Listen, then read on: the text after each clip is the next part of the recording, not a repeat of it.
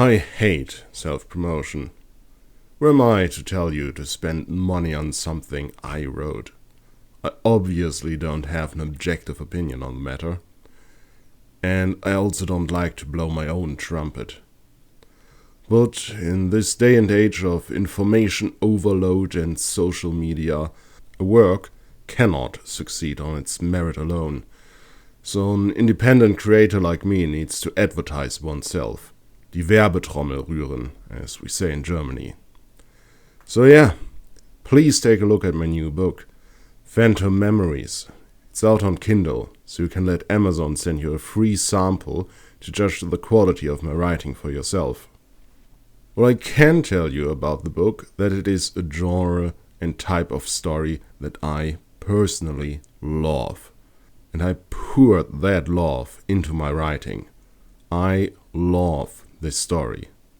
It's set in a not too distant future, when humanity is spreading out through the solar system, the beginning of a Dyson swarm, where huge space stations orbit around the sun to capture its awesome power.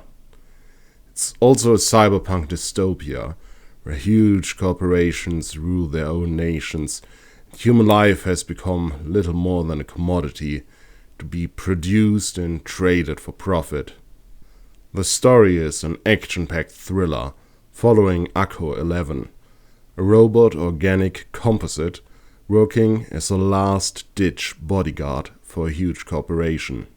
But when Drew, a social engineer from the biggest social media corporation in the solar system, plans to defect and expose the despicable business practices of a former employer, 11 gets caught up in a secret corporate war.